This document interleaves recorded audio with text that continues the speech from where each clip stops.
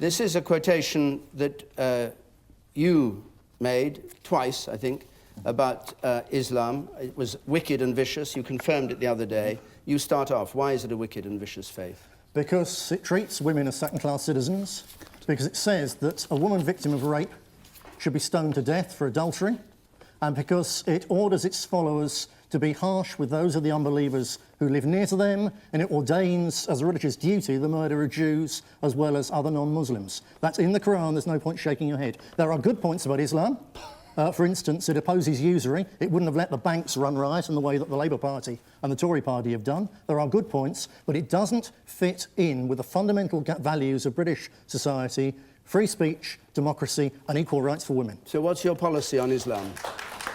My policy on Islam is a truce with Islam. I'm not the one with the blood of 800,000 Iraqis on my hands after an illegal war, whereas Jack Straw is. I've never hurt one single Muslim. I believe that the West should stop trying to de-Islamify the Middle East and should leave those sovereign countries to run their own affairs. We shouldn't have gone into Iraq. We must never go into Iran, despite the fact that's where the Tories will take us in due course. We should leave them alone, and we should ensure that if Muslims are staying in this country, they do so on the understanding that our country must remain fundamentally a British and Christian country. Sorry, can you just explain, if Muslims do stay in this country, what must they do? They must acknowledge that Britain always has been and must remain, and it's right that it should remain, a fundamentally British and Christian country based on Western democratic values and not on the eternal values of the Quran. Saeed Awasi? From that very interesting answer, I can't work out whether he despises Muslims or he thinks they're his best friends. Mr. Griffin is obviously a confused man. Because on the one hand, he says that he doesn't abide by and believe in lots of values that he attributes quite wrongly to Islam. And yet it was Mr. Griffin who was on the front cover of a magazine along with Colonel Gaddafi, Ayatollah Khomeini and Louis Farrakhan, and himself calling himself the New Alliance.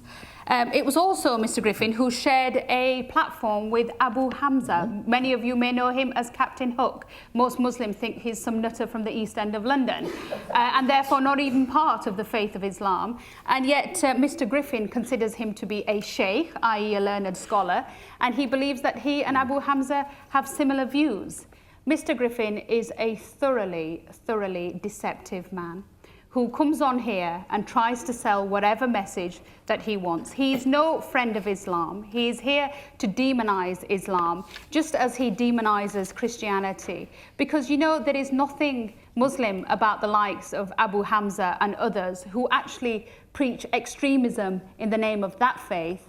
Mr. Griffin here preaches extremism in the name of Christianity and brings that faith into disrepute as well.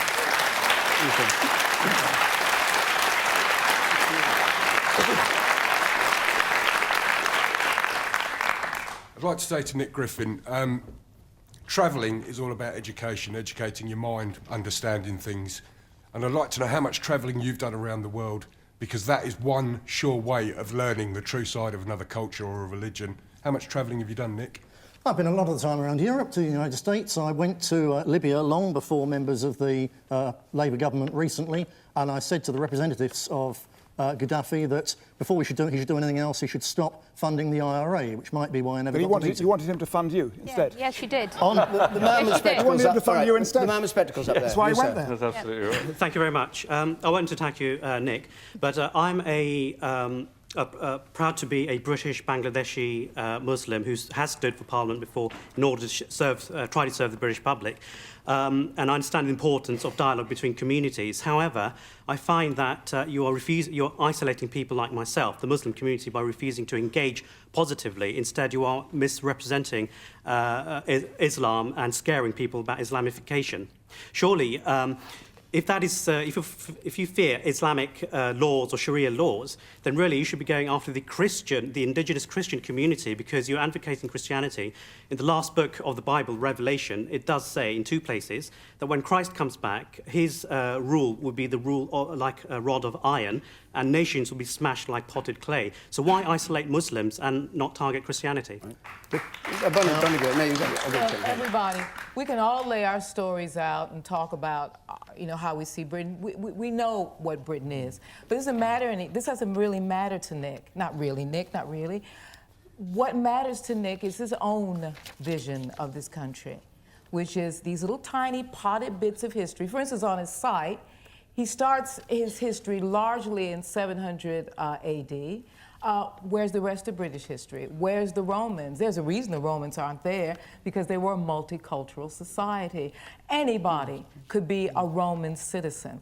And there were armies here of Africans and Asians and Europeans. And when Rome left, those people were left behind. Now, what happened to them? You think they hooked up with your indigenous Ice Age Britons, Nick? Well, okay. I'm going to move on to another point, because I think we're getting a bit off beam here. Now, I'll come to Jack in a moment. Just to say before we take this question, that you can follow us on Twitter, BBC Question Time. You can text us 83981 if you want to comment on this programme as it's going along. CFAX page 155 will tell you what others are saying. Push the red button if you're watching digitally. Email us if you would like to do that. Johnny Lyle, please. Can the recent success of the BNP be explained by the misguided immigration policy of the government? Jack Straw. Can the recent success of the BNP be explained by the misguided immigration policy of our government? I don't think it can. We mentioned Enoch Powell earlier. He came out, as Saida said, and Chris did, remarked with this terrible speech about the rivers of being flown with much blood, a 1968 speech. 1960, he was Minister of Health, and he launched a campaign to recruit Afro-Caribbean people from the West Indies to come to this country to fill vacancies in the National Health Service. I've actually seen the press notice. He went out there.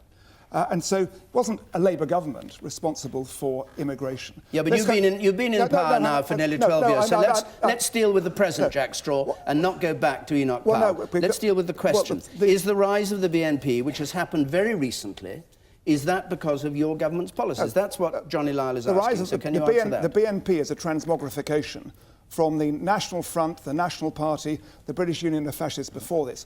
As Chris has been pointing out, we've long had fringe parties on the right in British politics defining themselves against the other. Originally it was against the Jew, then it was against the Irish, then it was against the Afro-Caribbeans, now it happens to be against the Muslims. As far as immigration is concerned, my point is, we've had a long history of immigration in this country. I scarcely know anybody, certainly not, I'm not one of them, who can say they are true British or true English, because we've all got all kinds of mixtures inside myself.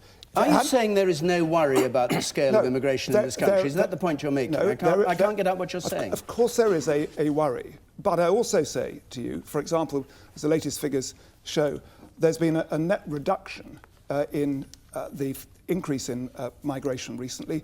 The outflow because of the downturn has been greater. And so we are seeking actively to control numbers better. So, for example, we've introduced the points-based system for work permits. And asylum numbers have come down to about a third of where they were. But on the issue of can we pull up the drawbridge and stop people coming to this country?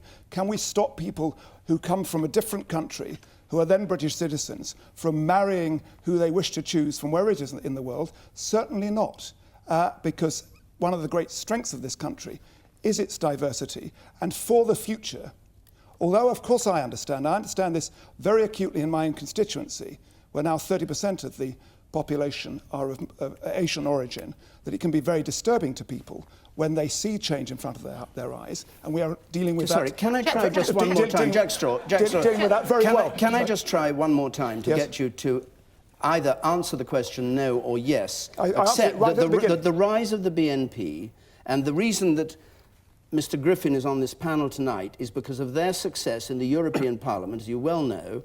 They got 2 seats in Europe. Is that because of failings by your government over the last 12 years to reassure people about the scale of immigration, or not? I don't believe it is. I think if you want to know why, and I said that right at the beginning, David, if you want to know why the BNP won in the Northwest and in Yorkshire in June, it was a lot to do with discontent with all the political parties, particularly Jack, over the issue of expenses. I think, Jack, there are certain things that mainstream political parties have to be honest about. And I think that answer is not an honest answer.